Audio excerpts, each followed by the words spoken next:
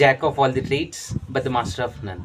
దీని అర్థం ఏంటి అని అంటే, అన్ని విషయాల గురించి కొంత కొంత తెలుసు, కానీ ఏదైనా ఒక్క విషయం గురించి పూర్తిగా తెలియదు. నాకు కంప్లీట్గా కొంచెం కొంచెం తెలుసు కదా, నాకెందుకు ఇంపార్టెన్స్ ఇవ్వట్లేదు, నా కెరీర్లో ఎందుకు నాకు గ్రోత్ ఉండట్లేదు అని చెప్పేసి అని అనుకుంటారు. బట్ అన్నీ కొంత కొంత తెలియడం వల్ల ఎలాంటి యూజ్ లేదు. ఎందుకనంటే మనం ఒక టాస్క్ స్టార్ట్ చేసాము అనంటే అది ఫినిష్ అయితేనే మన కన్సిడరేషన్లోకి వచ్చేస్తుంది అనమాట.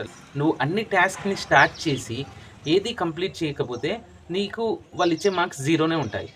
దానికి బెస్ట్ ఎగ్జాంపుల్ ఏంటి అని అంటే క్రికెట్లో మనకి బ్యాటింగ్, బౌలింగ్, ఫీల్డింగ్, క్యాప్టెన్సీ అని 4 ఎలిమెంట్స్ ఉంటాయి. సో రోహిత్ శర్మ విషయానికి వస్తే is the master in one particular element, batting. So తను ఫీల్డింగ్ ప్రాపర్గా చేయకున్నా, క్యాప్టెన్సీ ప్రాపర్గా చేయకున్నా, బౌలింగ్ ప్రాపర్గా చేయకున్నా nobody is going to question him.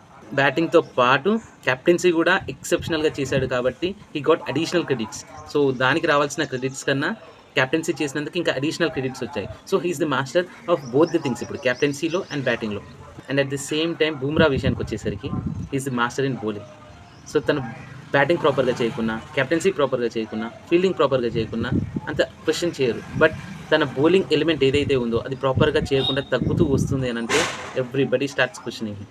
So Bumrah బౌలింగ్లో మాస్టర్, రిమైనింగ్ ఆల్ ఎలిమెంట్స్లో మాస్టర్ కాకుండా ఎవరు పట్టించుకోరు. బట్ ఈ బౌలింగ్ ఎలిమెంట్లో తను 3 పాయింట్స్తో ఉన్నాడు. అది 2కి వచ్చి 2 నుంచి 1కి వచ్చి 1 నుంచి 0కి వస్తే ప్రతి ఒక్కరు బూమ్రాని మర్చిపోతారు.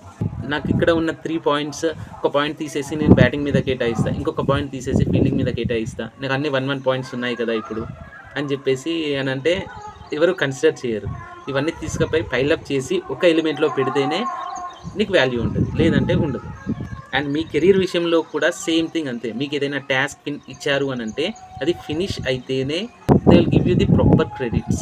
లేదు, నీకు 4 టాస్క్స్ ఇచ్చారు, నువ్వు 4 స్టార్ట్ చేసి ఏది కంప్లీట్ చేయలేదు అని అంటే they won't be giving you proper credits.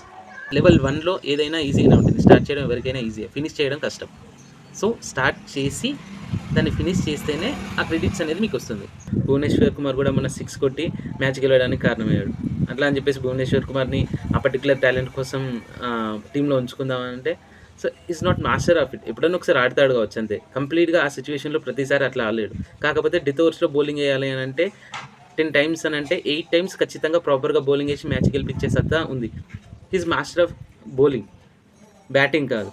So bowling పర్ఫెక్ట్గా చేస్తూ బ్యాటింగ్ కూడా చేస్తే వాళ్ళకి ఎక్కువ ప్రిఫరెన్స్ ఉంటుంది. సో మెయిన్ ఎలిమెంట్ని తగ్గించుకుంటూ వచ్చి వేరే అదర్ ఎలిమెంట్ని బ్యాలెన్స్ చేస్తానంటే మనకి స్కోప్ ఉండదు. సో ఈ 4 ఎలిమెంట్స్లో 3 పాయింట్స్ అంటే 12 పాయింట్స్ వచ్చారంటే they are the master of all the trades.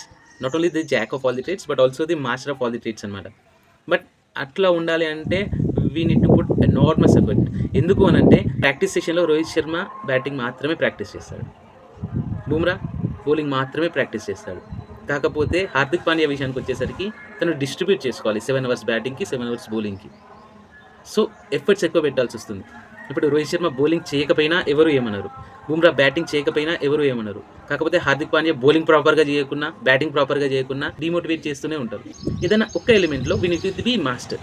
దాని తర్వాత రిమైనింగ్ ఎలిమెంట్స్లో so those are the additional features అనమాట.